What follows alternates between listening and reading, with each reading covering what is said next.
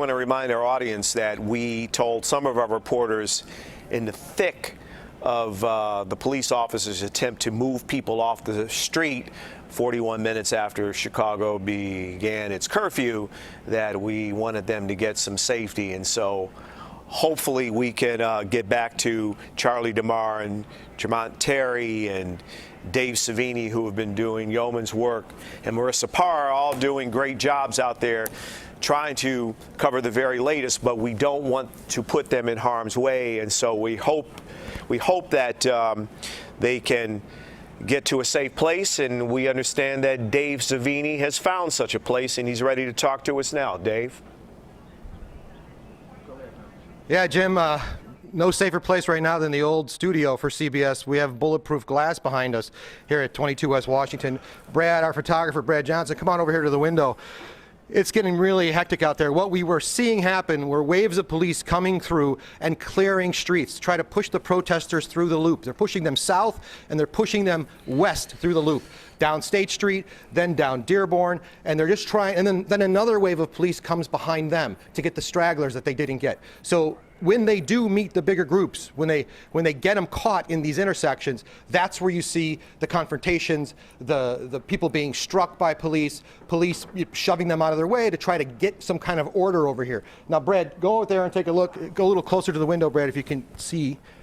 That's the corner of our building, and that whole street, Dearborn, is covered with, that's a garbage can, a city garbage can. There's two of them together, and the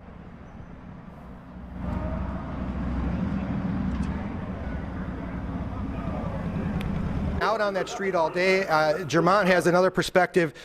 We were just at a Zumi store when they come on over here, Jermont. This garbage can that you're referring to, that you see right here at Dearborn in Washington, the protesters set that garbage can on fire. That caused we saw many pockets of fire. So the garbage cans that you see in the middle of the street, they set them on fire, and they strategically started rallying around them. At one point, I know we've shown that fire that was on Lake and State. I was there. There was a fire engine that tried to come and put out the fire. You had a human chain standing in front of the fire truck, and then you had people throwing things at that fire truck, and that was around 7:30, 7:40 this evening. In the process, that police vehicle that the demonstrators set on fire, it got thick, it got higher, and firefighters could not come. As you were just mentioning, Dave, police, they had to come in on State, heading north on State from Washington to Lake in their strategic fashion to try to push the crowd back so that the fire department could actually get to that vehicle. Throughout the evening, the bridges here in downtown have all been raised. Therefore, people who are north of the river and those who are south of the river cannot emerge and converge together. So that's what the strategy that CPD has been using throughout the evening. It's unclear. We were originally set out after our 5 o'clock live shot to head north, on the north of the river, but unfortunately we could not make it north of the river due to the chaos, due to the bridges being raised, and that just gives you an indication as to how many people were in fact out here, and they're still out here in this 9 o'clock hour, well after Mayor Lori Lightfoot's curfew. I don't think many people that are out here on the street either heard about her curfew or they may not care. But the fact of the matter is, when you look at what's going on, I want Brad, our photographer, to turn. This is the Daily Plaza, and I don't want to show the obscene words that are graffitied on the Picasso, but you can see that is a gem of Chicago, and it is now defaced. And it's just one of many things that have been tagged and or graffiti throughout downtown. I've been alone throughout the evening. Got down here around 4:30, and from 4:30 until now, my photojournalist Alfredo Roman and also my colleague Charlie DeMar, we walked from State. We got as far as far west as City Hall. When you look at City Hall tomorrow, when the images are visible in the daylight, you will see that there are BLM, Black Lives Matter, tagged all over City Hall. There were some reports that people wanted to try to break the glass, but police were strategic enough to actually prevent that from happening. Also, right across the street, if you're familiar with the downtown area, you also know that the Thompson Center is right there on LaSalle. One thing that I noticed as we were walking throughout this area, trying to be as safe as possible, there is a Bank of America, there's a Walgreens. We saw people physically throwing bricks, going inside the banks, what they could get from a bank after hours, a chair, some paper, but they were just doing it. And as Dorothy Tucker has been pointing out, there is a sense of reasoning for some as to why they were demonstrating earlier today. But as you look at some of the people walking out of Walgreens with candy in their hand, that doesn't add to any of the passion and the meaning for the demonstrations that were slated to take place and have been taking place across Chicago and throughout the city. So as the mayor pointed out on Friday, she encouraged people to practice their rights and get out here and demonstrate. Yes, many people are fearful and are upset by what happened in Minneapolis. But when you see so many people out here taking candy, going inside 7-Eleven, defacing what is our pride, our city, the heart of our city, it does not add to the meaning. And I think that is what many people are watching at home, trying to put this into context.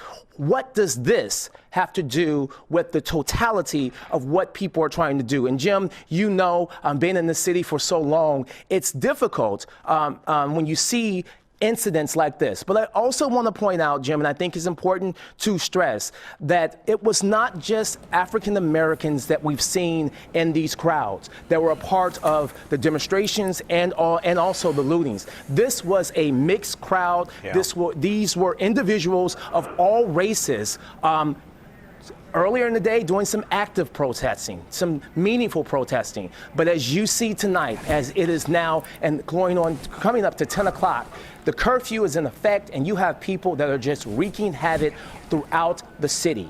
And they are even going as far, taking bottles, throwing things at officers. And what you saw Dave and I in right there on State in Madison, it was the police officers trying to maintain, trying to get a sense. We were just simply standing on the corner, Jim, right outside our station, but the officers said everyone has to go. And that's how they have to do it to maintain order. They have to start in the core and work their way out. Right now, they're heading west. They're heading west, trying to get the people off State Street, trying to head west and push those crowds out. It's not an easy task. It's not something that's going to take place in a matter of an hour. But CPD, they have we would like to believe, a strategy.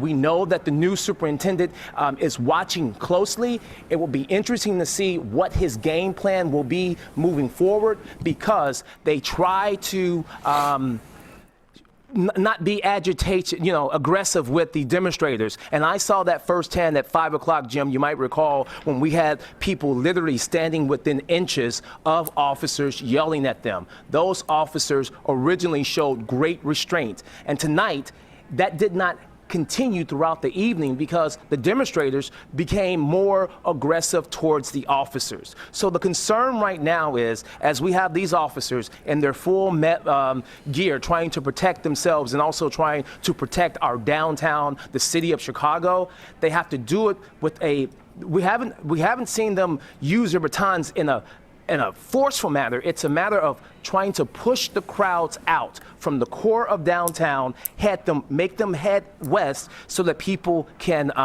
essentially go home. As we were coming into the building, getting to a safe place, I talked to a young man and a young woman. They were Hispanic, just to show you the perspective of what's out there.